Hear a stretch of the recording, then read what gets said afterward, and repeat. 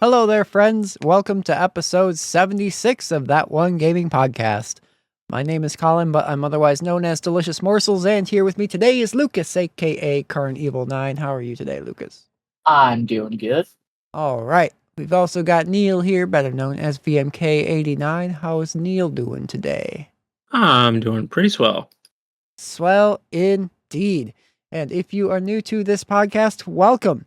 You can find us on Spotify, Apple, or one of the many other podcasting platforms out there where the three of us get together every other week to talk about a variety of topics in the world of gaming. And this week, Sonic Month concludes as we dive into the final game in the highly regarded trilogy of Sonic games for the Gameboy Advance. That one game, Sonic Advance 3. Released on June 7 of 2004, Sonic Advance 3 followed suit with its predecessors by making numerous changes over the previous installments. New hub worlds were added for each of the game's main zones, as opposed to the player selecting each act via a menu.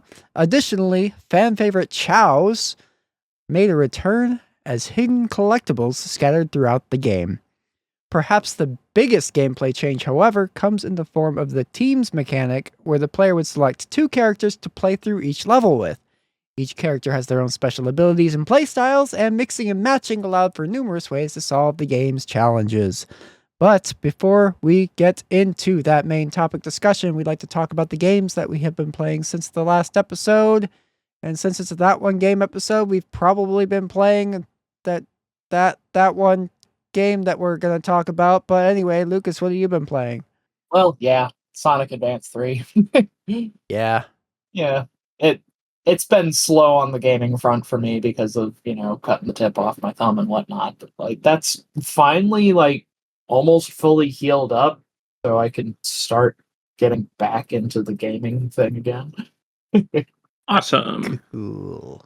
Still a bit sensitive, so don't think I'm going to be doing much on a D-pad, which is a shame because I've been wanting to revisit Super Metroid for a 100% run after reworking my 100% route a couple episodes back. And busy with work, nearly 80 hours a week, farm co-op stuff, so that also helps. Doesn't help my case. Helped heal my thumb up faster, probably, but July is upon us, and that's when the cracked Les Paul Guitar Hero controllers are supposed to be shipping. So I'm probably going to be picking Clone Hero back up and Fortnite Festival. I got the Pro Edition with the Hall effect strum bar and the mechanical switches, and I also got a second neck, the one with the Rock Band solo buttons on it. So just for kind of curiosity's sake, see if I like that better.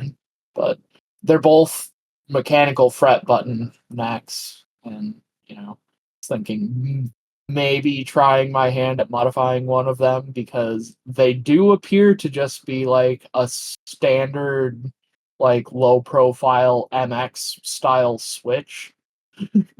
And I'm sure you two know how I am about mechanical keyboard stuff. Mm-hmm. Let's not get me talking too much about it because I'll never shut up. But, another 5-hour episode from That One Gaming Podcast. Yeah, we'll be stuck in the what have you been playing segment, because I've been talking about mechanical key switches for the 6th hour straight. So yeah, that's what I've been up to. Aha. What has Neil been playing? I have been playing Sonic Advance 3. What? No. Also, I just this past week bought Final Fantasy IV, also known as Final Fantasy II, Pixel Remaster, specifically for my How many copies phone. of that game do you own? Me? Yeah. Final Fantasy, one of them, I think. Yes. Them's amateur numbers. You gotta get yourself 7 copies of Final Fantasy IV like me. But 7 was the first one released. At least I think I have 7. It's in the ballpark of 7. It might be 8. I have a lot of copies of that game. Remake and remake part 2. I don't That's know. not the Anyway, right That's not the right 4, is it? Was the 4th one released in North America? So which Final Fantasy 4 did you get? I got Pixel Remaster 4, which is 2 in America on the Super Nintendo, but currently it's 4 in America and Japan and everywhere else because they fixed the numbering. did you know I it was haven't played almost much 5? of it at all. Just literally the opening cutscene. It was almost 5, yes. So it's either 2, 4, 5, or I was very 7. confused when I found out it was also almost 5. yeah. Yeah, I would be too. Final Fantasy 240 or 2457. There we go. It's the everything Final Fantasy. Yep. And it's one of the best in the Anyway. series still. So, it's a good game. Should play it. I Yeah. believe they peaked that early. Definitely reuse sprites from the previous Pixel remasters. I noticed that right away. It's like the white mage that they kill in the opening cutscene. Spoilers, I guess. God. Is the exact same sprite that the white mage in Final Fantasy 1 was, which Yeah, is the funny Pixel because that was the one I remasters- named Neil. They killed you right away, Neil. They just killed you off immediately. Yep, I'm dead. Might as well now not play the game. The thing with the Pixel remasters is they tried to kind of like make the art style consistent across all 6 of them That as makes best sense. they Right. could. Mm-hmm. So there's a lot of like you're gonna see a lot of like reused assets and stuff like that. That's honestly kind of cool. It makes it feel like more one thing. Yeah. Yeah. And then the jump to 7 must be wild, especially 7 remake. Yeah. They look like Lego characters A little bit, yeah. in the original. Do they? Huh. Yeah, it's great. Yeah. They're very square. Well, everything's square. That's who made them. But yeah, also, I guess on the subject of Legos, Sorry. quick plug for Isle.pizza, where you can actually go play Lego Island 1 Yeah. online right now. Right now, Amazing. I gotta do that. What is it? Isle.pizza? Yep. Okay. Yeah, I need to do that. That'll be a thing I'll say I play next time we have an episode on episode 77 of That One Gaming Podcast, wherever you stream your podcasts. Also, I've been Also, playing Sonic X Shadow Generations. That's fun. Yeah. Still mad they nerfed Amy. They did. She also is less clingy in her dialogue towards Sonic than she was in the original, which falls more in line with how she is now in the game canon, or maybe more specifically the IDW canon, where they kind of flesh out the characters better. And some And I'm people okay are like, with that, because that clinginess kind of makes her a really one-dimensional character otherwise. it does, yeah. Some people are like, well, they're going back and changing previous things. But at the same time, I'm kind of like, well, Sega probably wants Amy represented a certain way, and going back just because it's a time change, where some of the people playing Generations might not know it's set in the past. There's going to be plenty of kids playing on their Switch. Because, yeah, I don't think the game even has remastered in the title. Yeah. Sonic X Shadow, yeah. Huh. But yeah, the game's a ton of fun. I got to Rooftop Run, which was one of my favorite zones, but I had been playing a while when I finally unlocked it, and I ended up getting kind of frustrated. Partially because it was like I don't know if you ever had this where you go back to the game you've played recently, but it's been a while enough that you're not as good at it. Oh, But yeah. like you play a level and you know you can do the level really well. But then you don't do it quite perfectly, so you like restart, and then you just get frustrated that you can't do it as good as you used to. But that was happening to me, so I had to shut it down and be like, I'll play this some other time. So hopefully next time I play it, I'm gonna play Rooftop Run, have some fun, try not to be perfect, and get in a a lot of gameplay of my favorite level in the zone. Or the game. Zone in the level? I don't know. Never mind. Have some rooftop fun. Rooftop fun. God, the music is so good in that zone. Ugh. I've seen that meme on YouTube of with Squidward playing the wrong notes thing and SpongeBob playing a piece of paper and makes a symphony of the rooftop run tracks.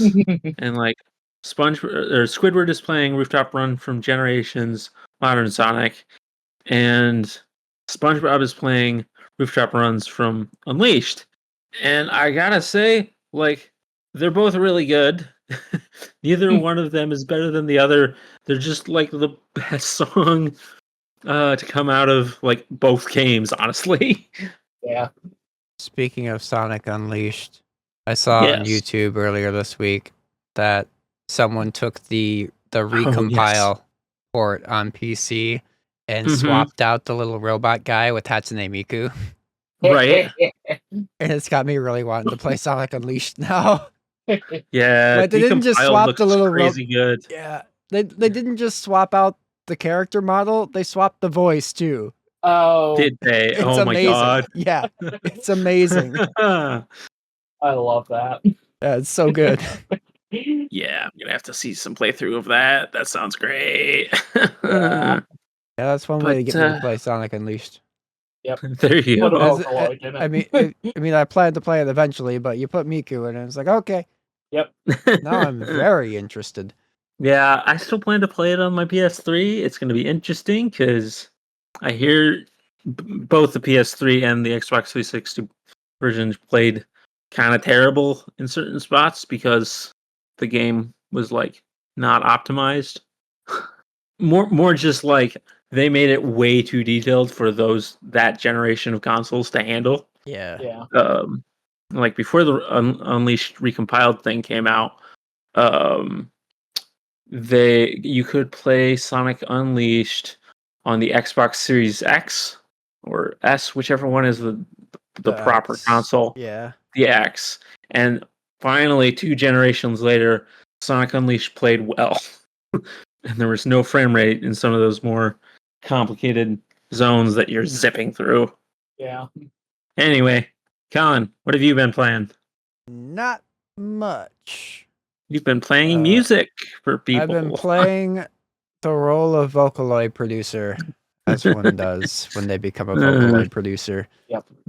But I have, for a couple nights over the last couple weeks, got together and played some Warhammer Space Marine 2 co-op with nice. Jazzy and another one of our friends. Nice. Oh, That nice. game is phenomenal. It is so much fun. And the co-op is actually like really, really good. It's 3-player co-op.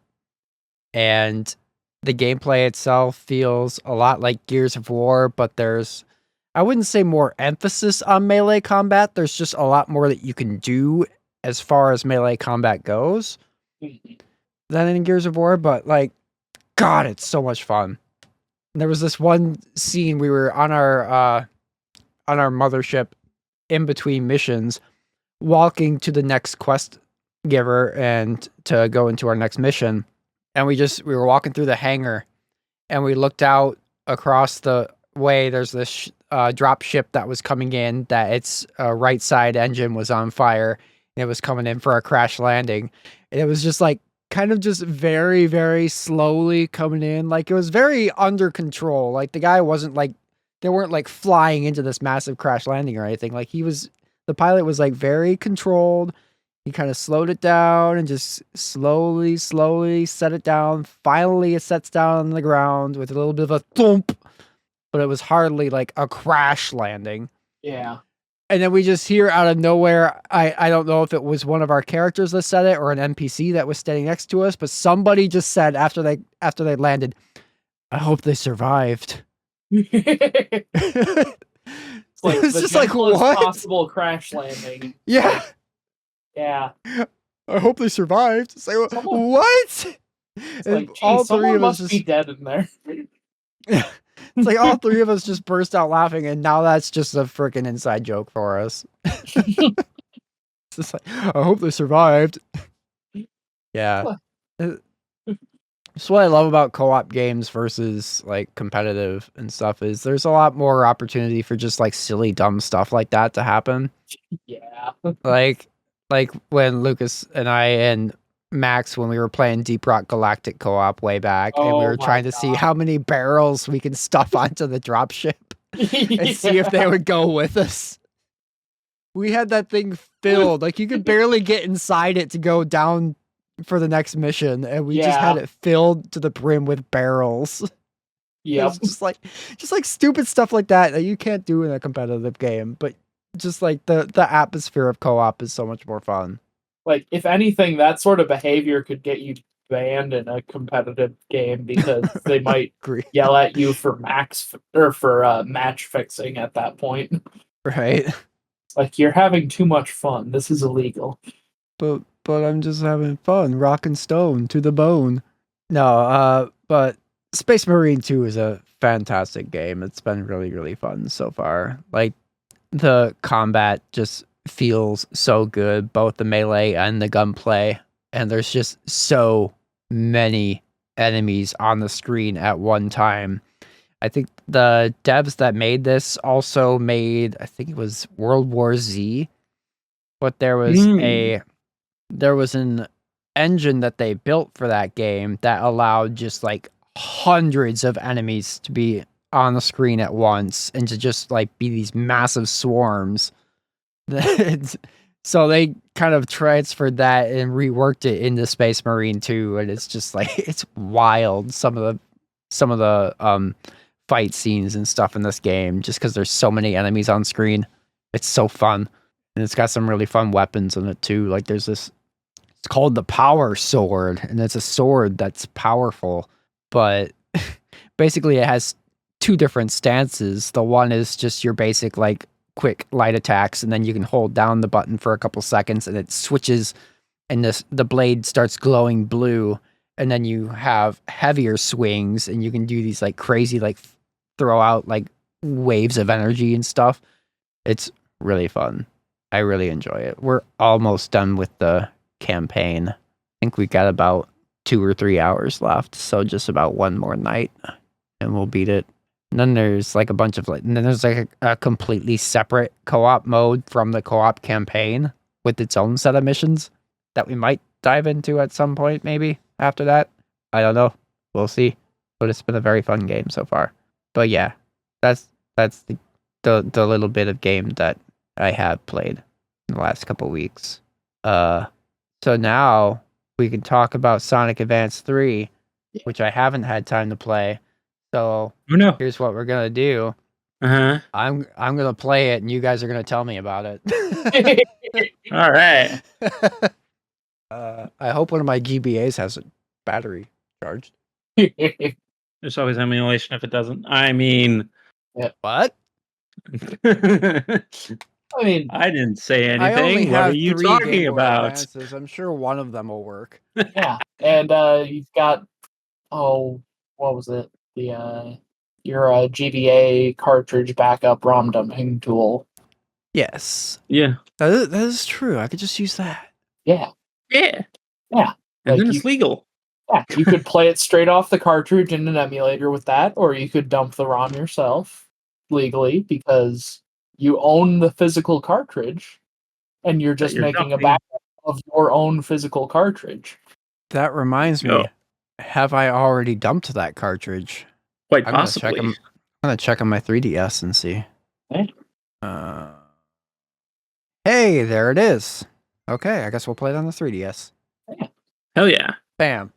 Anyway, Sonic Advance 3. It's the third game in the Sonic Advance trilogy. It is. And it introduces probably the biggest feature to it is the teams mechanic. Yeah, partner. Yeah. This is a really cool feature. I'm really surprised that they haven't brought it back more than just like whatever it was in Sonic 4 Episode 2. The closest they've gotten is Encore mode in Sonic Mania.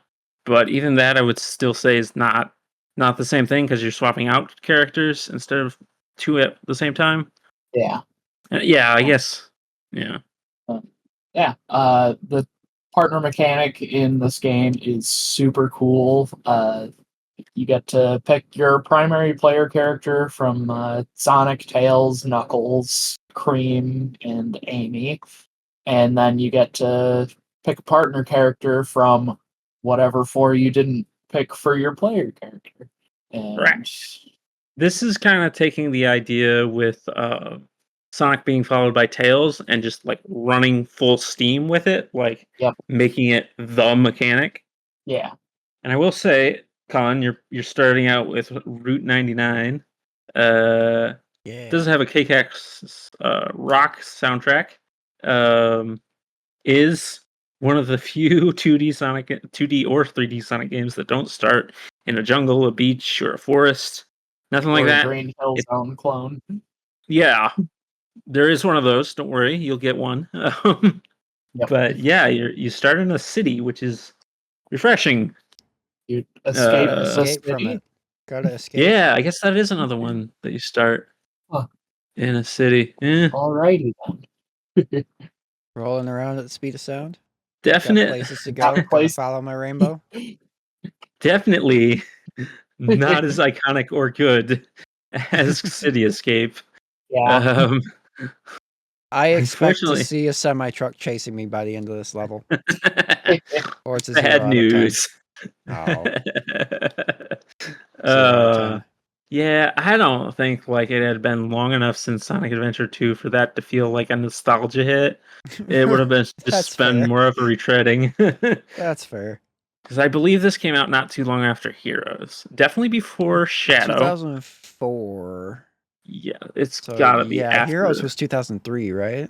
That sounds right. Or 2001? Oh, No, Sonic 2001. Adventure 2 was 2001. So yeah, Uh-huh. Heroes would have been 2003. 2000. Correct. Yep. Yeah.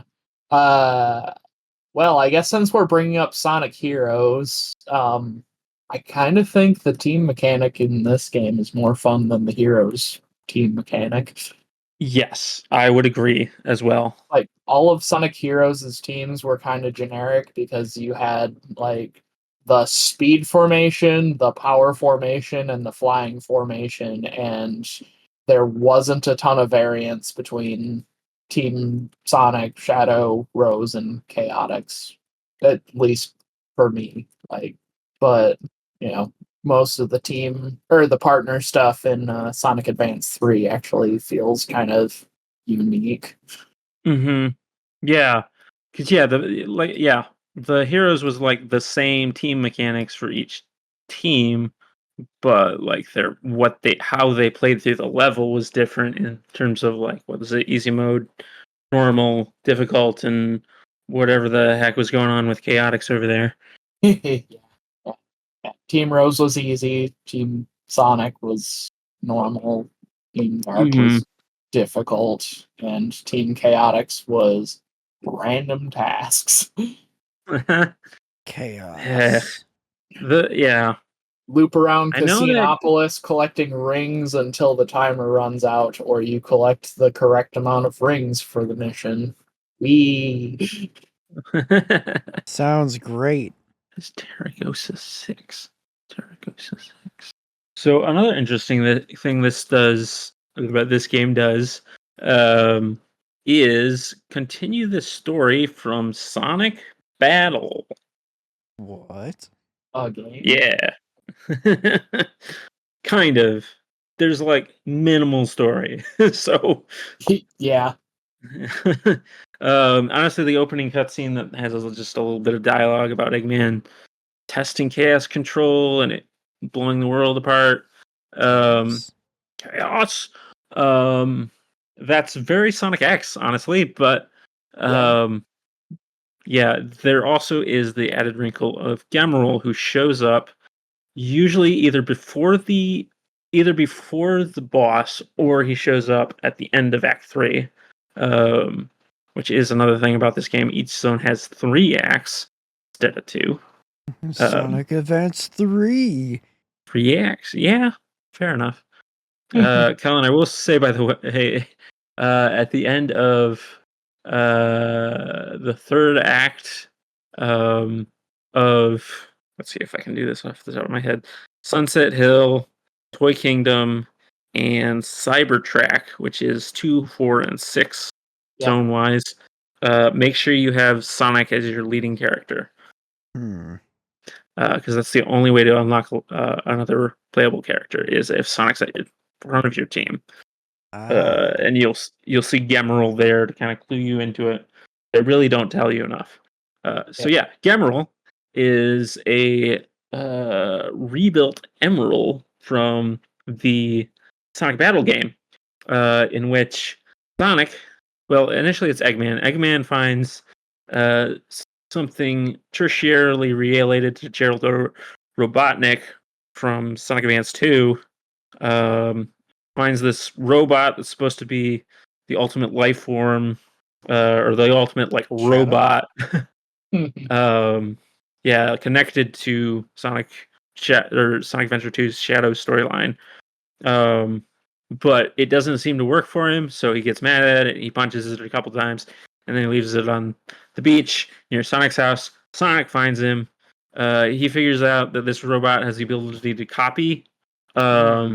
And the entire game consists of gameplay of a sort of like, I don't know exactly how to describe this game, like top-down-ish fighting game, arena fighter, sort of. Yeah, I think that would probably be how I'd describe it. Sonic the Fighters? Not quite. Yeah, it's not quite. Yeah, because it can be up to 4 players, I think, even more, or even more than that. Honestly, no, I'm pretty sure it can only be 4 people in this arena at once. But there's like not to get into it too much. There's like a rock paper scissors type of thing that with your special attack. It's pretty fun. Definitely one of those things that would be a ton of fun if you could set up a link cable easier with Game Boy Advance games. I would love to play Sonic Battle with someone who also had it with a link cable. That sounds like a ton of fun. Yeah. But no. What we really need to know for Sonic Advance 3 is the story, which is this robot continuously gets more powerful. They feed it Chaos Emeralds, and eventually, at the very end, it reaches full power. And this whole time, it had been learning from the heroes of like how to be a good person, how to, be a helpful member of the team, and all this. So all the characters are attached to it.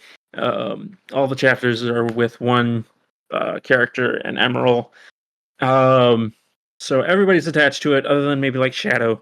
And then at the very end, it like reaches 7 Chaos Emeralds, and it suddenly clicks into its ultimate life form sort of thing, and then it wants to kill.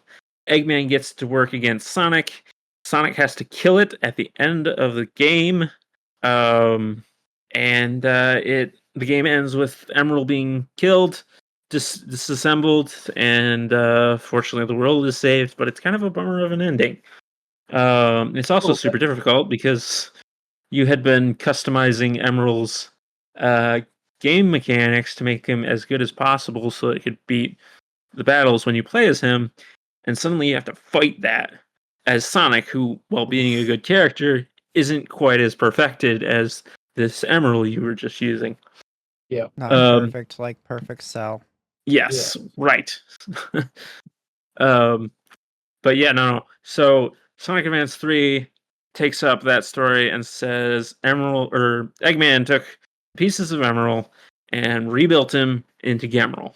And now Gemerald, once again, is learning, not quite in the same way where he's copying abilities, but like he is definitely learning as you go through the game, fighting him. He gets more and more abilities like missiles and teleporting and charging, all sorts of stuff.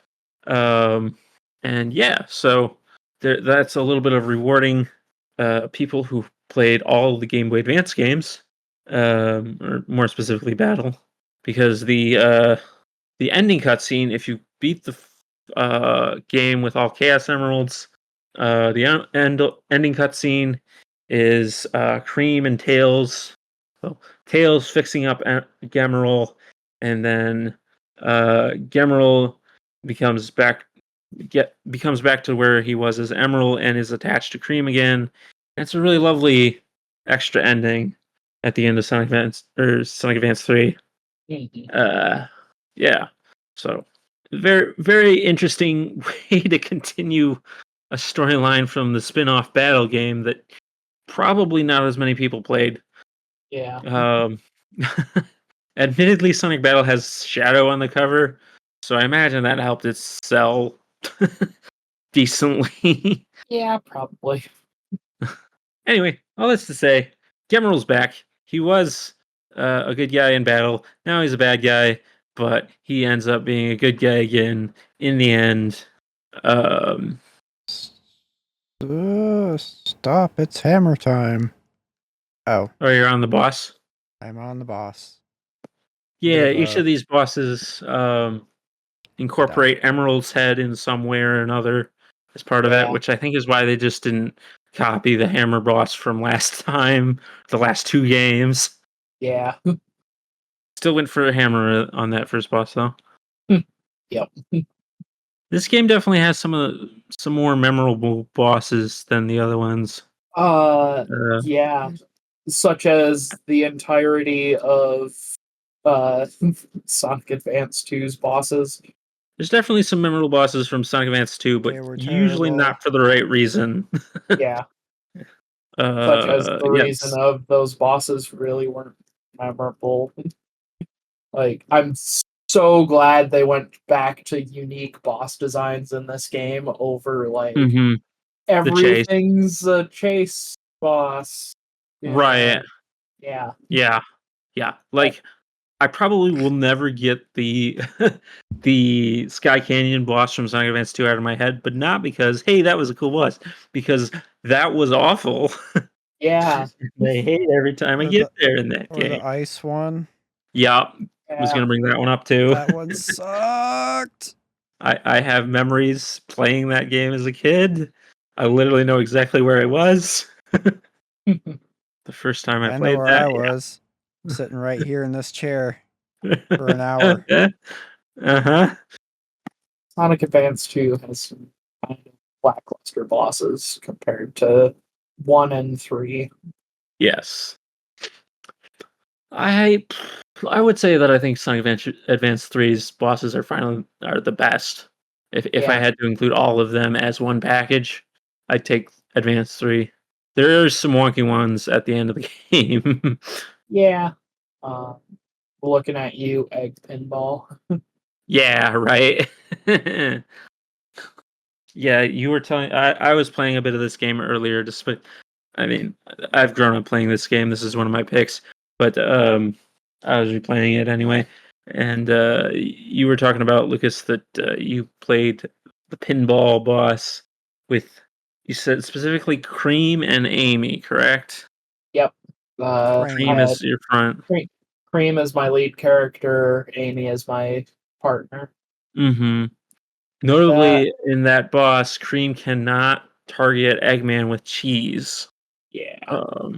This is also true of some of the other bosses, but you can only unlock Cream at Zone 6 with the pinball boss anyway. So, Yep.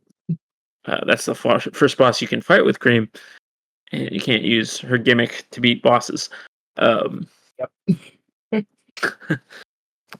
But yeah, that is also an added difficulty because when Amy is your partner in this game, you do not curl into a ball to jump, despite being Sonic, Knuckles, Tails, and Cream. You do get a hammer. Each character can summon their own little hammer, Pico Pico, stylized to look like them. It's very cool. Yeah. But the only way to hit the pinballs is with that because you can't jump into them as a ball is to hit it with your hammer. It probably would have been easier for you if you had Sonic, Tails, or Knuckles, because with him or with them, you hit B in the air, and instead of you flick back into your ball mode, so you can hit those pinballs back a little easier. Probably still annoying because you have to jump between the B and the A button, but Cream specifically does not go into the ball when you hit B in midair. She summons cheese, which, as I Yep. just said, doesn't hit the boss. Yep. Jeez. um, so yeah, the only way to hit the balls with Cream as your main is to hit the hammer into the pinball while you're standing there. Did you say? Did you say you used save states to get through that? Yeah. Okay, It I had to. it was bad. Yeah, that sounds awful. Yep. Because I definitely struggled. I had like 9 lives stocked up at that boss, and I got to the boss, realized, oh no, this is a bad pairing, and you can't quit out of a level if it's your first time playing it. Yeah. So, oh, that was a lot of death. There are parts Yep. of that where I was like, maybe I should just give up and go for the pit every single time. Yeah. Into the pit. I think Right. I got to pinch mode once doing that. Yeah. Um, no, maybe I didn't. No, I think what it was I had a couple attempts once I switched to a different team, and I got to pinch mode the first time. I was like, "How did you do this with Cream and Amy?" Because then he just starts rapid firing the pinballs, and they bounce around the stage way more. Yep. I don't know if it's faster. It's just there's a lot more of them. Yeah. Yeah. It's pretty rough. um, you just played the one playthrough, right, Lucas? You didn't mess with the other teams as you unlocked them too much. I mean, I changed up my characters as I unlocked. Okay, gotcha. So So then, do you know if the and a lot of them were just like, I'm gonna play as the new character in Tails instead of Sonic and Tails, but yeah. So Mhm. but Tails's partner moves are really good. Uh-huh. Yes. So yeah, after I unlocked Knuckles, it was Knuckles and Tails, which is A great. bust combination, yeah. Yeah. I would you like a doubles jump glide combo it move? It's it's great. And And it's then like they yeah. knew that what 20 years later Superman and Knuckles would be paired up in the comics Yep. because he flies Superman style. It looks great. Yeah. Yeah. Yeah, I did I mean obviously Sonic and Tails for um Sunset Hill, the Yep. toy yeah, what's it? No Ocean Base. People forget Ocean Base because it's not that memorable. Oh, Um, yeah. Yeah, Ocean Base and then Toy well, Kingdom. yeah, Toy Kingdom. Yeah, it was obviously to unlock characters I use Sonic and Tails for my partnerings, but then Hmm. Ocean Base I did pretty much entirely with or I did entirely with Knuckles and Tails. Hmm. Which is nice because that's a very vertical level. Yeah. Uh, oh, um, what's the one between Toy Kingdom and Cybertrack? Twinkle Snow. Twinkle Snow. That's it. I did that Ice with Mountain. yeah.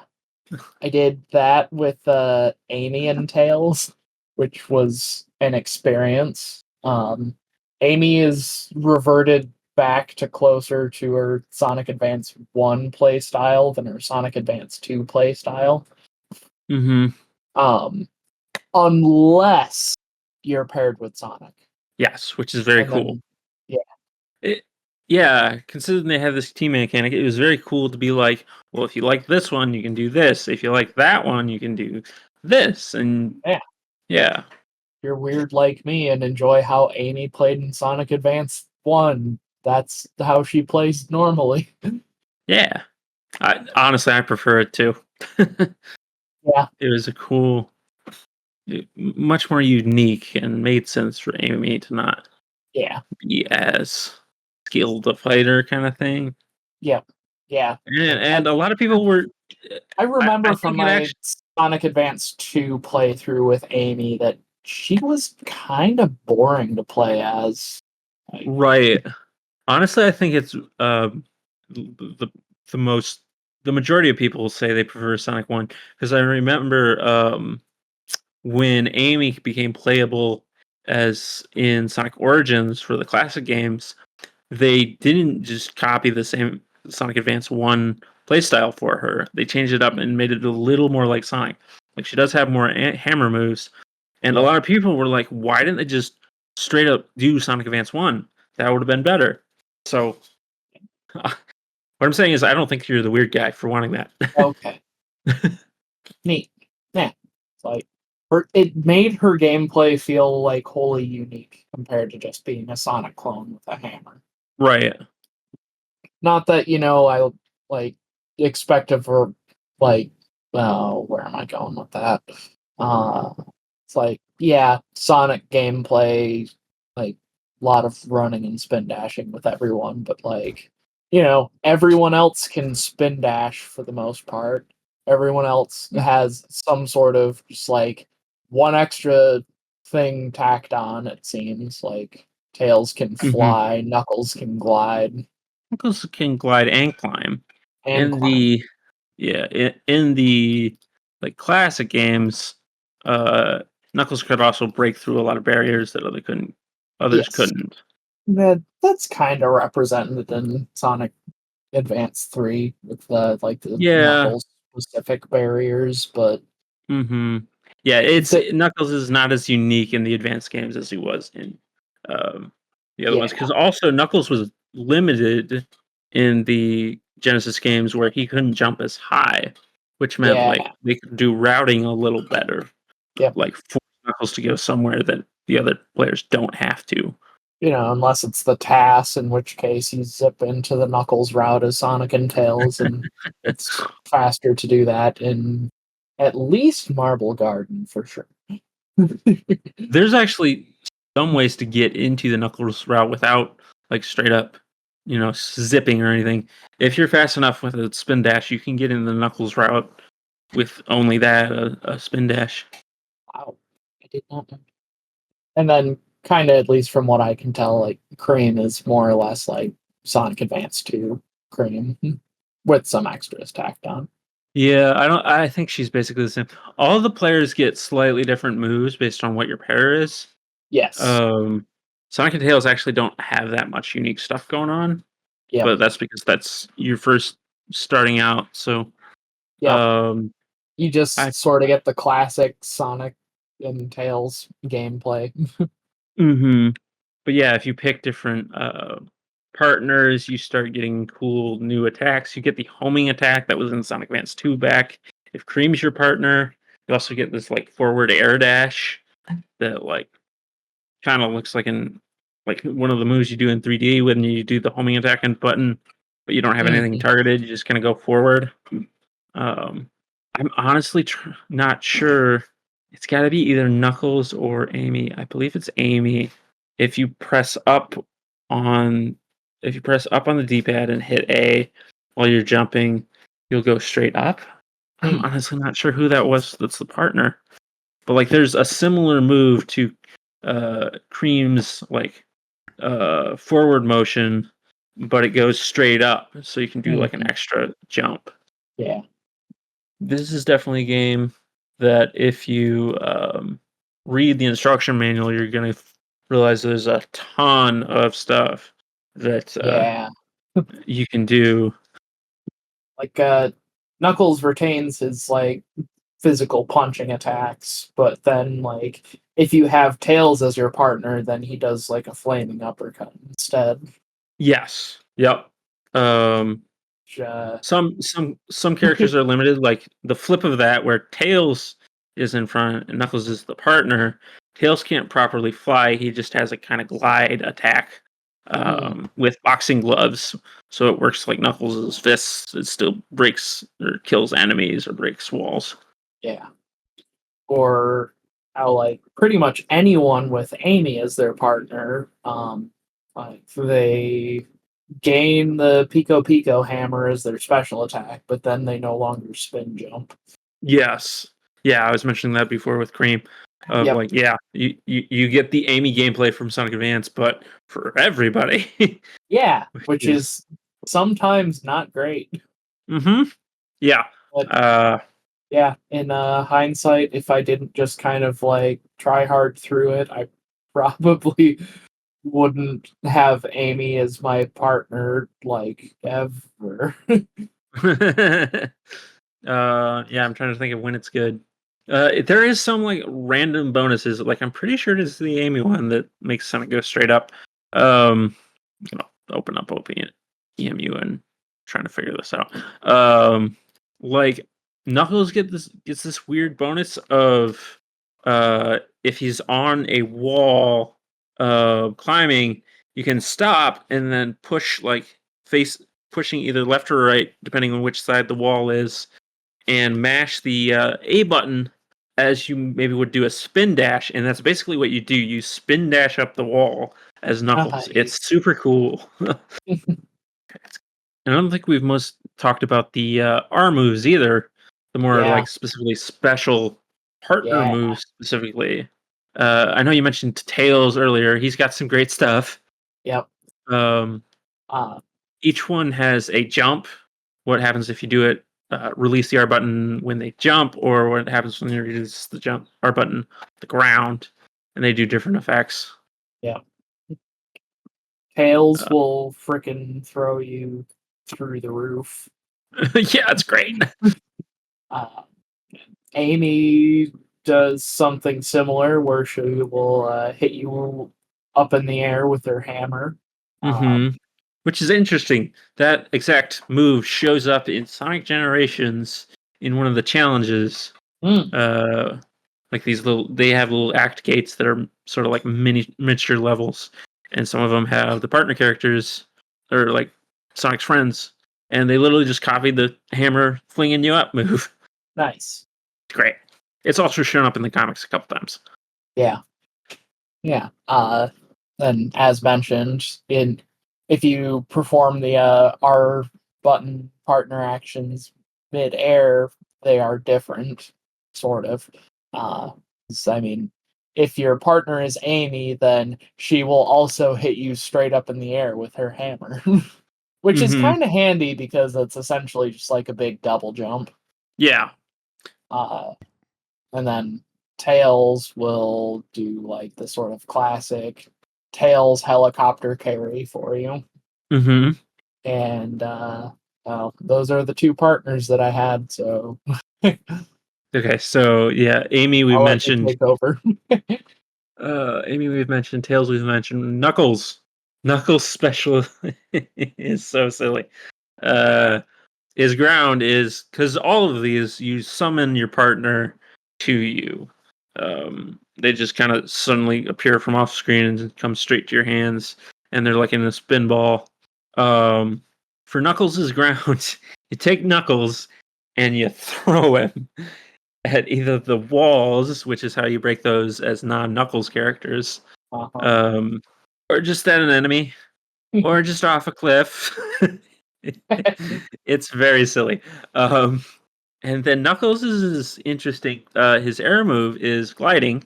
So there's a sprite for all the players riding Knuckles as he glides, which looks very silly. Yeah. Unfortunately, when you hit a wall, you fall off of him, so you can't like climb with him. But it's not as handy as it might otherwise be if that was true. But it's still super useful if you want to get across a gap. Yeah, that saved me once or twice in some of the later Mhm. levels, I think. And to follow this up from earlier, it is Sonic with Knuckles as a partner. If you jump and press B in midair while holding up, you do this blast upward trick, sort of like a double jump. Uh, B in midair is just the insta shield from Advance 1 and Advance 2, and B down does that sort of drop down move that he did in Sonic Advance 2, the bounce bracelet sort of looking thing. Yeah. But yeah, otherwise, Cream as a partner, um, she she doesn't honestly do that much great. But if you're in the air jumping, She does give you a little boost. It's more just like a double jump. It's not impressive or as impressive as Amy's. Um, Definitely not as much air. But either way, on the ground or in midair, it also converts cheese into the style of chow of whoever your main character is. So Sonic gets a Sonic chow, Knuckles gets a Knuckles chow, etc. Which means you can tell your lookalike cheese to kill enemies like Cream does with cheese. Nice. But yeah. Oh, right. You can also pick Sonic as your partner, and if you do that, I forget what happens exactly if you do it in midair. On ground, you just immediately go into boost mode. And I believe, hold on, what happens if you do it in the air? Yeah, you also just take off. It's kind of like a spin dash, but you don't have to charge it up other than the R move, and you can go into a spin from it. So it's more or less like a super overpowered super peel out that you can also just do in midair, which in midair it can be kind of useful because suddenly you're going in either a different direction or like going in a direction if you were falling straight down. And yeah, notably these partner mechanics end up helping you find the chows that are scattered throughout the levels. And yeah, the chows definitely give you some replayability. Yeah. I definitely have memories of playing this with a childhood friend who also had the game. He actually had it before me, and for my birthday, he gave me a copy. And there are a couple summers there where we were both playing this at the same time. We were comparing time mechanics. Well, that's more normal, but with the chow, it was like, "Hey, I found a chow here. Have you gotten the chow there?" We tell each other over the phone how to navigate there. It was a ton of fun. Yeah. Um, with these, with the previous Sonic Advance games, I played a ton of them on an emulator. Once I, was more of an adult and had a computer that I could access easily. But I don't know necessarily exactly what it is. If it's the core has just gotten better and runs the game better, or if the ROM I had was just a bad ROM. But for a long time, I could not get Sonic Advance 3 to run well on an emulator. It's only since this episode came up that I've replayed it on an emulator. I've played it a handful of times, but it's relegated to my DS, which I don't bring around that much. Yeah. So this was a lot more nostalgic for me than I was expecting. Like obviously Sonic Advance 2 is super nostalgic for me, but this is like something I hadn't played since my childhood. And yeah, I definitely like Sonic Advance 2 will always be my first video game, but at the same time, Sonic Advance 3 has a lot of nostalgia for me that I kind of only unlocked recently. Mm-hmm. And also it's way more replayable. Yeah. I really just like the partner mechanic alone just makes Mhm. it so much more replayable. Right, yeah. Yeah, I think I recommended it in text when we were preparing for this episode a week or two ago to just like go to the hub world and switch characters and dick around until you find one that you like. Yeah. Language, sorry. I know there is one pairing with Cream as your main. I imagine Knuckles. Knuckles sometimes can do like the breaststroke when he hits the surface of a water in Yeah. water level. There's one with Cream. I imagine it's not Knuckles, where she has like a little inner tube around her waist, so she does essentially the same effects. Super cute. Yeah. Characters will have different idle animations sometimes, depending on who you pick. Sonic and Amy are a big noticeable one about that. Yeah. It's like Sonic takes a nap and meanwhile Amy sneaks in a kiss. The sprite work gets really good in this game too. Like it was already much better in Sonic Advance 2 compared to 1. Yeah. It looks so good now. Like to the point that like you can tell, oh, this is a one from the original game, and it doesn't look as good as some of these other ones. Not as much on Mhm. model. Yeah. Yeah, the sheer amount of sprites too is crazy in this one. Yeah. And yeah, like that I personally think that like the Sonic Advance art style has aged pretty well. Mm-hmm. Indeed. Yeah. It still looks like modern Sonic for the most part, yeah. Yeah.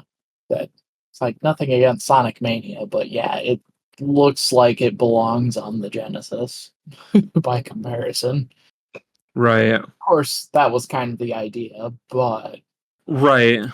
Yeah, Sonic Mania was definitely going for this is what Sonic sprites would have looked like if they had instead of making Nights into Dreams, they had just gone on and made more Sonic games. They Yeah. are 32-bit, so they look more detailed than Sonic Genesis, but like definitely it's a Sonic Genesis sprite. Yep. I think one thing Mania has over this is like the sheer number of frames that the animations have. Yeah. Where are you in the game, Colin? Sunset Hill Act 3. Ah, Oh hell I game over like 3 times in Act 1. no! oof. There was that stupid bottomless pit, and I couldn't figure out where to go. And I kept finding myself at the bottom of that bottomless pit. Unfortunate. Yeah, Bottomless pits. Yeah. yeah. That is one thing with Some the damn 2D Sonic games. Bottomless picks, They're is everywhere. their thing. Yeah, yeah. it reaches a all-time high with the Sonic 4 games. I definitely say. Bottomless pits in like Sonic games are like the empty rooms in Final Fantasy 2. Yeah. They're everywhere. There were so Yeah, they many don't. empty rooms. Mhm. I wish they would do. I don't know if maybe this isn't a thing they could do easily on the Advance engine or what, but they should do the like vertical looping that the Genesis games do. Mm. There's a Yeah. lot of times where I'll die in a bottomless pit and I'll be like, why couldn't you just put a floor there and have me have a spring at the left side so I'd have to redo the platforming, but it wouldn't be necessarily a death. Yeah. I don't know. Yeah, especially with these games when you like get going so fast, like you Uh-huh. can't like look ahead, and there's not enough screen Right. real estate to look ahead. Yeah. Right. So just And that having was a a bottomless problem. pit be there to greet you is just kind of a cop out. Yeah. Yeah. Like that was even a problem with the original Genesis Right. games Yep. back in the day, and these screens are even more screen crunch, which Yep. is part of the why the sprites are smaller. But yeah, definitely an issue. It really didn't become, and it took until the widescreen ports for the Genesis to really feel like, okay, this doesn't feel cheap. That I'm dying to Right. something I didn't see coming, because you can see it coming. Yeah. But yeah, Advance is definitely the worst of that. Act Yeah, 3 it's a cleared in 3 minutes and 33 seconds. nice. Yeah. Can't make that up. Did you unlock Knuckles? Hey, it's Knuckles. There you go. Yeah. What's going on now, Sonic? Maybe you can use my help. Ah, thanks, but no thanks. And he just walks away. Yep. That's a very Sonic and Knuckles interaction. Yep. Yes. Yeah. Yes. I do very much like the cutscenes. They felt a little brief in Sonic Advance 2, though I did appreciate that having them. You may select Knuckles now. Right. You may. I actually started. I had 2 playthroughs of this game before the episode. One on my desktop and one on my MacBook. For the MacBook run, since it was second, I decided to switch to German For fun. for fun. Oh, this is kind of a funny aside, but have you guys seen the German card name for the Titus card from the Magic the Gathering Final Ooh. Fantasy? No, I haven't. The German card is literally Titus Blitzball ass. That describes much. him very much at the beginning of the game. This is so good. I need to get that in foil and the most fanciest treatment that I can get of it, because it's very funny. Like, thank you, Germany. Yep. Oh god, he's in like a wheel. What is this? Oh yeah, that boss. The wheels on the Eggman go round and round. Ah! He's still going round. It's great. Spin me around. What? What? No. Stop. Oh, don't stop. Hey, nice hit, Tails.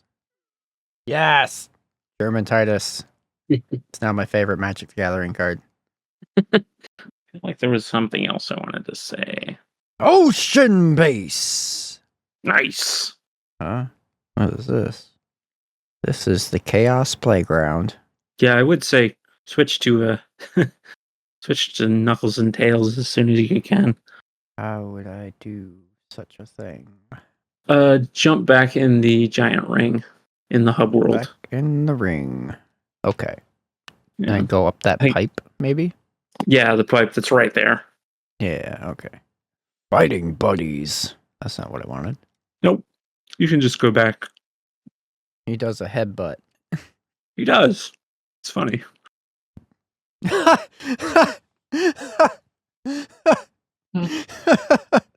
The team name for Knuckles and Tails. Okay. Oh my god. That's awesome. Okay. The thing is that only certain pairs have titles. Like Sonic and Yes. Tails is best friends. Sonic Yep. Knuckles fighting buddies. Sonic and Amy, lovely couple. Yep. And I then- think that's it. No, Knuckles and Amy and Cream. Tails. Amy and Cream are Team Jubilee. Mhm. Knuckles and Tails. Okay. Yeah, there's. I was just posting this for Lucas earlier. There's a video on the channel Kiro Talks, which is some interesting Sonic videos of the most random minutia, and one of them is specifically talking about team names in this game and why did they only do like some pairs. Hmm. Yep. But surely you could come up with others, right? Yeah. Like, yeah. It seems weird to just only come up with the pairings for Sonic, except for Cream, and then Yeah. at At Amy least and fill out Cream. the Sonic ones. Yeah. It is cool that they all have different. literally, like the one for Knuckles and Tails was like could have been so, like they could have just called it Brains and Brawn. Yeah. Yeah, right? Like that's easy. That's so easy. Like, have you seen the Kiro Talks video? Because that's actually what they like Really? come up with for their name for it. I mean, it's right there. Yeah. It's perfect. Come on, Dims. What are you doing? They weren't feeling especially creative that day, I guess. I guess. No. Gotta wonder if it was like rushed out last second. They're like, wait, we should do pairing names. And they're like, well, we can only do this far until it releases in 20 minutes. Oh. Rush. I did want to talk about the hub. I did want to talk about the hub worlds. I kind of like. I do too. Obviously, I'm talking through nostalgia, but like this is the first the game I had that had a hub world. Because I just had a Game Boy Advance.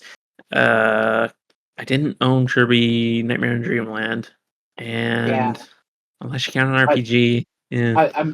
I'm glad you brought up Kirby, because I mean maybe not specifically the game I was thinking of, but yeah, the hub worlds are very reminiscent of like that of Kirby's Adventure on the NES, which I think Nightmare in Dreamland is a remake of. Now that I think about it, I'm pretty sure. Yeah. I mean, it's Nightmare- just a much more exciting mechanic than navigating a menu between levels. Yeah. Yeah. They can get kind of convoluted, and as it goes on, it gets more and more convoluted. The Sunset Hill one was kind of annoying to navigate. Yeah, it only gets worse from there. Oh, cool. That entire level was kind of annoying to navigate. Cybertrack the bottomless pits kind of sucks. Yes, yeah, because Cybertrack has those things where you can choose left or right, and then it shoots you through sort of like a pipe sort of system. Yeah. Yeah, and you just are gonna have to trial and error. If you play it enough, you remember which directions you have to go. But But yeah, one thing that I really liked about the hub worlds and knowing kind of ahead of time, because I was curious about how you unlocked the characters because of the whole partner mechanic thing. So I wanted to know how you unlocked them so that I could unlock them as fast as possible so I could have a bunch of right. varied games right away.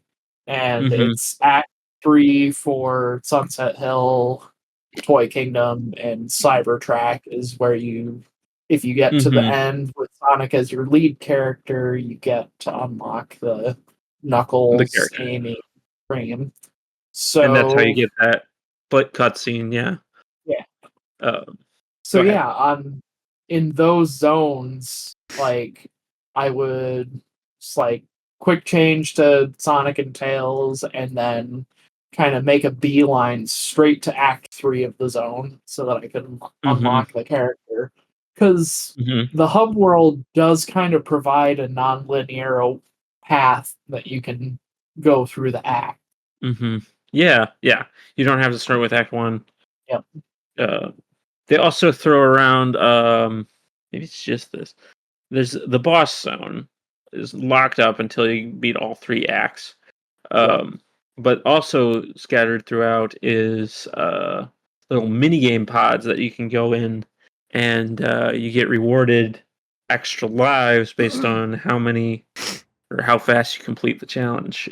Um, and each there's 2 types of mini games. One is you play in a little map and you defeat 10 badniks that are scattered across this level layout. Which there's 7 of them for each zone, or 7 of them each per zone.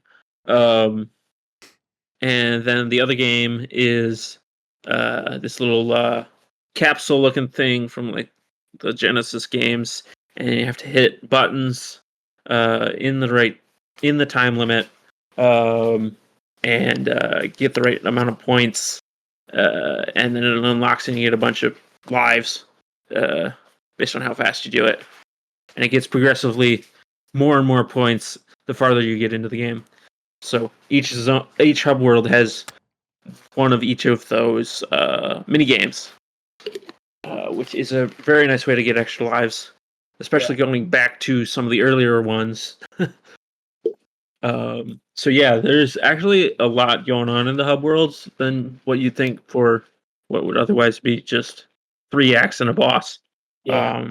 Because there's also the Chow. There's a hidden Chow in almost every hub world, and also in addition to that, once you get all 10 Chows in a zone, um, there is a spring that would otherwise be locked that you can now jump on. Very similar to the spring from Sonic Advance 1, but it is in the hub world. You can always get access to it, and you just jump on it, and you're sent off to the special stage, which I don't think, Lucas, you're not going to do that for your playthrough on your channel, right? No, I don't think I am. Okay. I know it's probably more well executed from Sonic Advance 1, but those special stages look way too much like the ones in Sonic Advance 1, and that just kind of. Yeah. Well, here's the thing. I will say, yeah, definitely more. There's a lot more steps to unlock it. Like, obviously, you got to collect the 10 Chow. That's fine. There's the added wrinkle of the key, Yep. which you got to find. They're pretty easy to find. It sounds like that's going to be hard, but if you just play through the level, you'll get, or through like acts a couple times, you'll get a bunch of keys. Yep. And these special stage in Sonic Advance 1, I don't think on my copy I ever got a single emerald in that. Maybe the first one Sounds at about right. most. Sonic Advance Those 3, sucked. they sucked. Agreed. Sonic Advance I, 3, while seeming similar, I yeah. have gotten all of the, or almost all of them. The 7th Chaos Emerald is the only one I don't have. Yeah. So I was able to read the first 6, and I remember 5 and 6 being rough, but 1, 2, and 3 were pretty easy. Full disclosure, I tasked the Sonic Advance 1 special stages because they That's suck true. that much. Yes. Yep. It's perks of knowing how to do that. Even at Yeah. the Right. amateur level. Yeah. I don't think Sonic Advance. Speaking of tasks, I don't think Sonic Advance 3 has quite the same task level of amazement as 2 does. Yeah. It's like, well, yeah, that sounds about right. It's like having to unlock the characters from a new save file means that like your most optimal character combos probably don't come until late game. Yeah. It'd be interesting to see like a new game plus where you had all the characters available right away. Immediately. Yeah.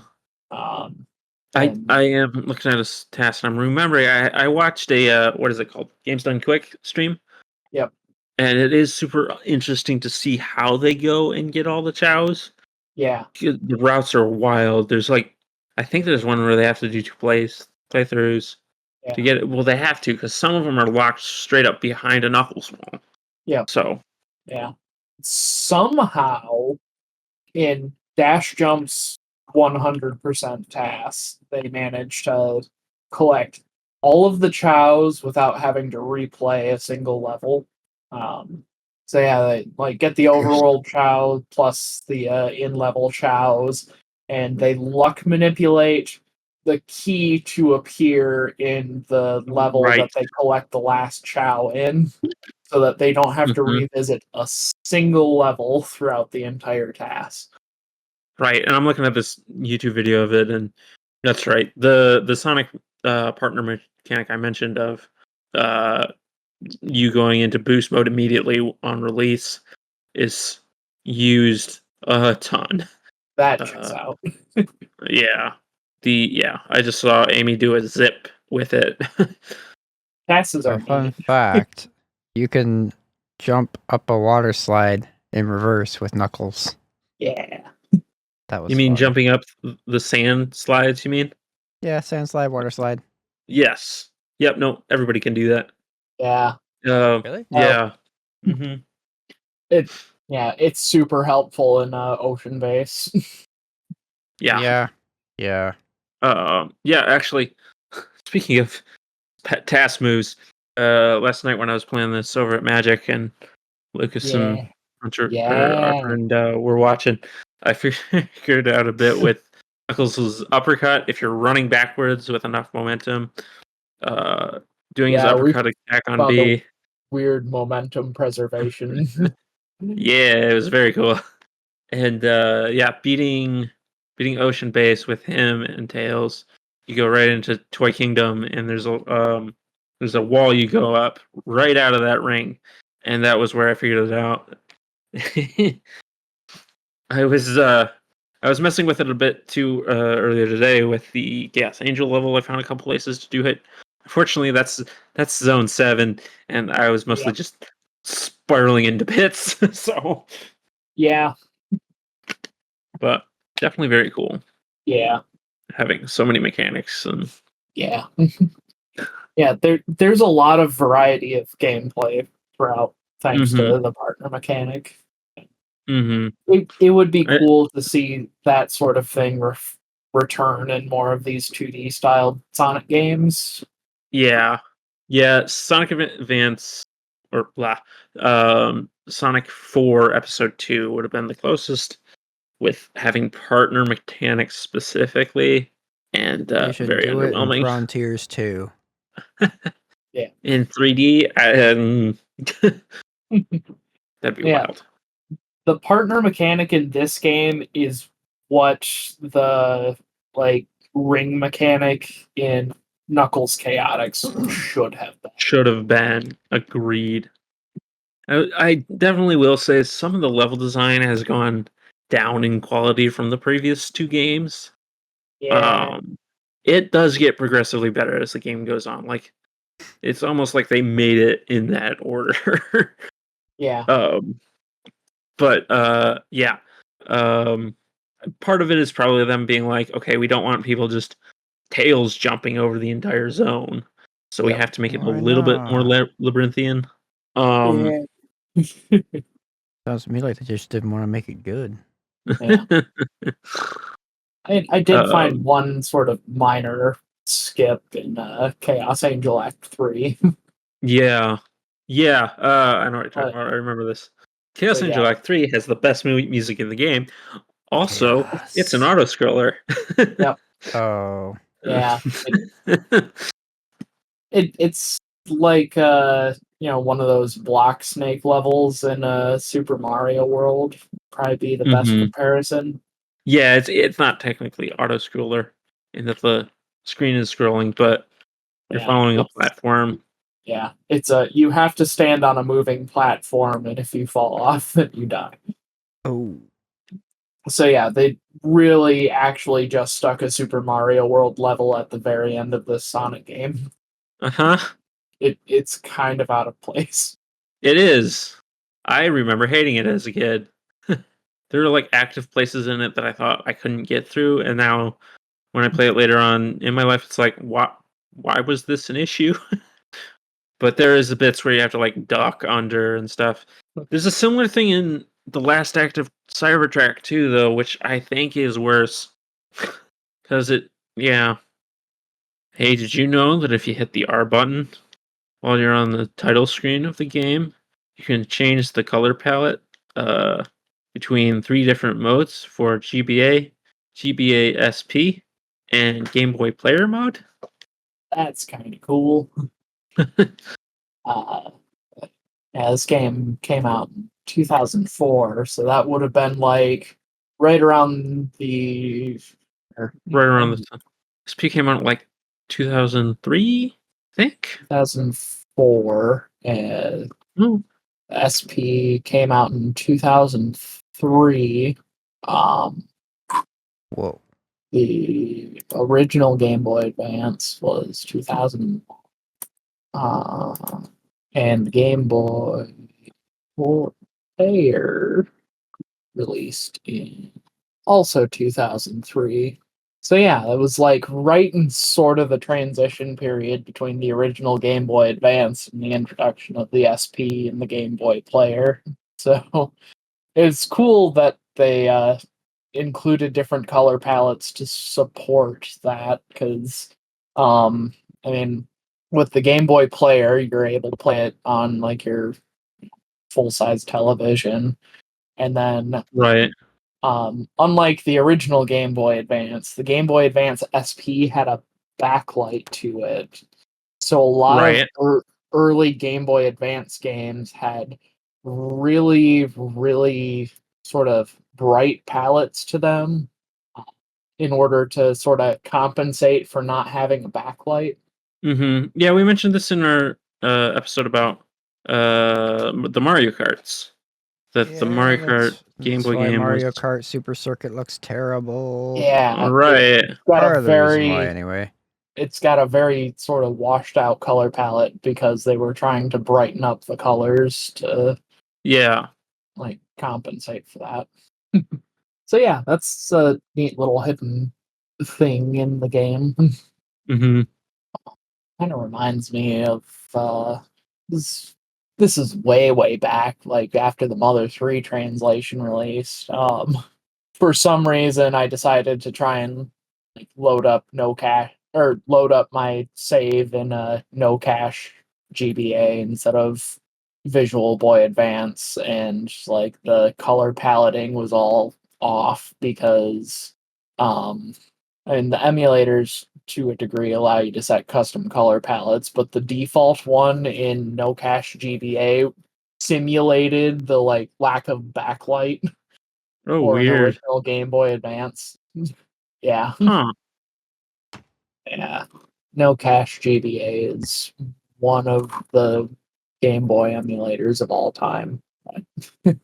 I don't recommend it. But what if you have no cash but want to play a GBA? You use like any other open source emulator at this point. Yeah. But that one is specifically designed for when you have no cash. It's He in has the a point. name.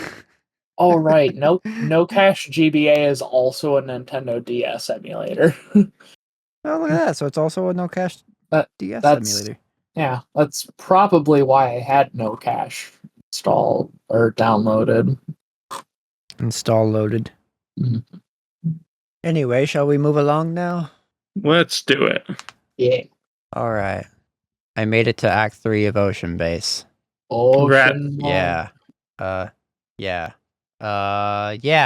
Weekly link to the past. Time. Oh, right. It's time now for that. This Weekly week. make us feel old. Yeah. Yep. How old will we Yeah. feel this episode? Uh, Find out now. game that released 15 years ago today on the date of recording, which we are recording this on June the 22nd of 2025. So all the way back in 2010, the game 2010 was Transformers half a life ago War for for me. Cybertron released. War for Cybertron. Which there's a couple of those games. Which one is that? Yes, The first? War for Second? Cybertron was the first one. Okay. Were there Yeah. 2 or 3? Technically, there were 3, but only 2 of them were actually developed by High Moon Studios. Mm. So, yeah, War for Cybertron was the first. It functions as basically a prequel to the first generation of Transformers. Takes place on their home world of Cybertron, sort of in the final days of the war. And you get to play through a campaign split between the Autobots and the Decepticons, and it featured also 3-player online co-op. Ooh. And also a fully fleshed out multiplayer mode and a horde mode as well. Kind of similar to the horde mode that Gears 4 had, where you just fight waves of enemies.